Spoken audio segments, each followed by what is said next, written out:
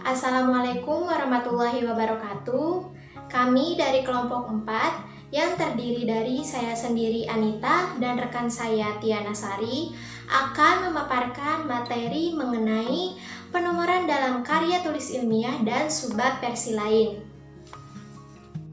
Baik, langsung saja kita ke pembahasan, dan untuk pembahasan yang pertama yaitu mengenai penomoran dalam karya tulis ilmiah.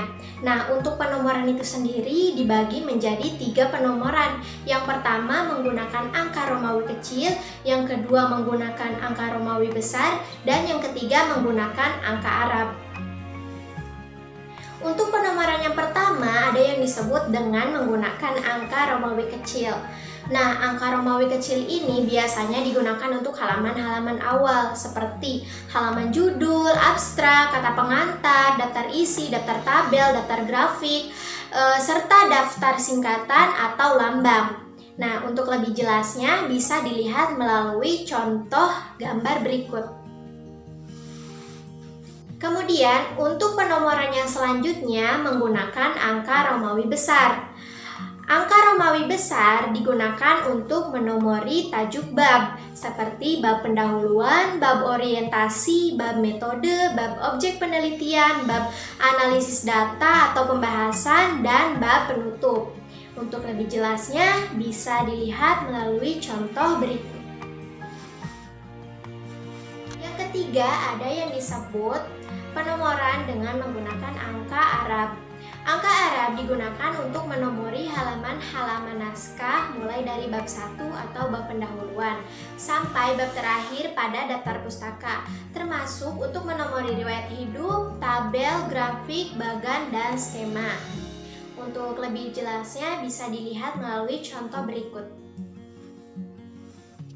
Kemudian untuk pembahasan kedua mengenai letak penomoran halaman.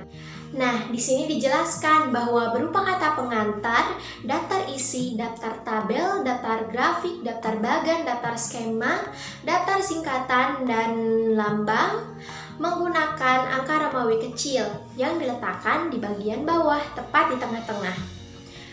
Kemudian, halaman yang bertajuk bab pendahuluan, bab analisis data atau pembahasan, bab simpulan, daftar pustaka, indeks dan lampiran menggunakan angka Arab yang diletakkan pada bagian bawah tepat di tengah-tengah.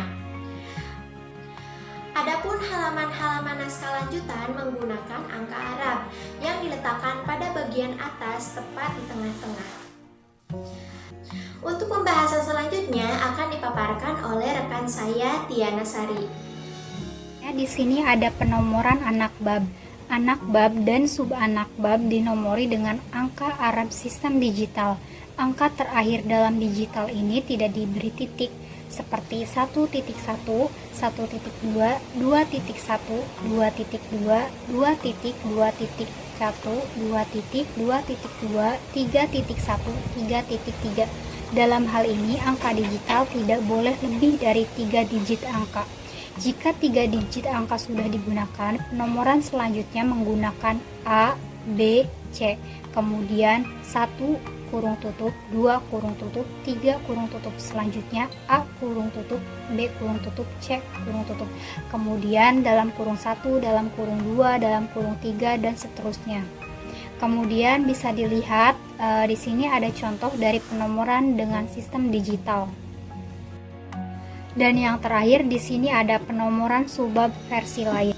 Penomoran judul subbab dan sub-subbab karya ilmiah dapat juga menggunakan angka Romawi dan angka Arab sekaligus.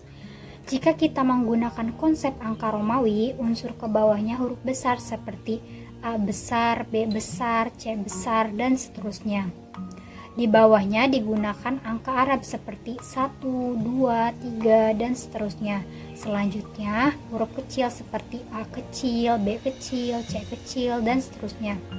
Di sini teman-teman bisa lihat ada contoh penomoran subbab versi lain. Secara prinsip, dalam kerangka karya ilmiah itu ada bab 1. Tentu sekurang-kurangnya ada juga bab 2. Kalau ada huruf A kapital, tentunya minimal ada huruf B kapital, begitupun seterusnya. Baik, sampai di sini dulu pembelajaran kita kali ini. jika ada yang masih belum dimengerti, jangan sukar untuk bertanya. Sekian dari kami, semoga bermanfaat. Terima kasih. Wassalamualaikum warahmatullahi wabarakatuh.